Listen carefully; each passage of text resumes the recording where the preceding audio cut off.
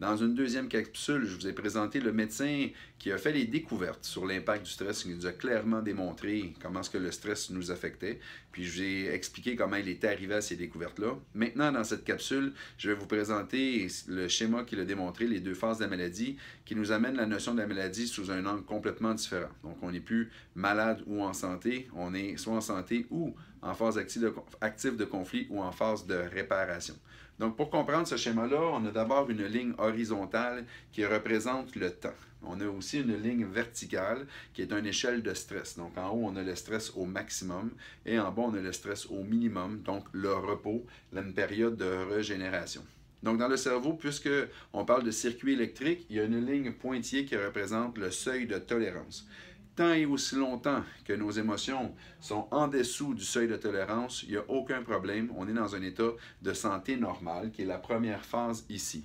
Donc, c'est un état de santé, c'est ce qu'on appelle l'homéostasie, c'est-à-dire qu'il y a un équilibre entre les nouvelles cellules qui se régénèrent et les anciennes cellules qui meurent pour garder le bon équilibre. Lorsqu'il y a un problème, c'est lorsque le stress devient trop intense, c'est-à-dire lorsqu'on est face à une situation ingérable, donc un stress important dans lequel on n'a pas de solution, qu'on vit en partie ou en totalité dans l'isolement. Donc, dans une situation comme celle-là, le danger, c'est que le stress monte trop fort, puis qu'on devient en danger de mort à court terme. Donc, un exemple, tout simplement imaginez que vous traversez ou que vous arrivez à une lumière rouge. Donc, vous comprenez que dans une situation comme celle-ci, il pourrait arriver que vous ne réalisez pas que la lumière est rouge, que vous traversez sans regarder, donc ça pourrait être mortel. Donc, qu'est-ce qui se produit? C'est qu'au niveau de la partie inconsciente, on a un système de sécurité. C'est-à-dire que chaque foyer de neurones a une double fonction. Leur fonction standard, ce qu'ils ont à faire sur le corps, mais ils ont aussi une fonction d'agir comme un disjoncteur dans un panneau électrique. Lorsque le stress devient trop fort, lorsque le circuit est trop sollicité, bien, le circuit va symboliquement disjoncter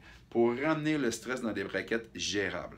Mais dans cette situation-là, puisque le neurone ne fonctionne plus normalement, il va apparaître des anomalies. Donc, première anomalie qui peut apparaître dans le cas d'un cancer, c'est faire de la masse. C'est-à-dire, comme un cancer du poumon, par exemple, la cellule se met à se développer, sans respecter l'homéostasie, l'équilibre, sans défaire les anciennes cellules. Donc, première possibilité, faire de la masse. Deuxième possibilité possible, c'est de creuser, c'est-à-dire que la cellule va nécroser, va faire des trous. Exemple, un cancer de l'os, principalement, va nécroser, l'os va se fragiliser pour finalement fracturer.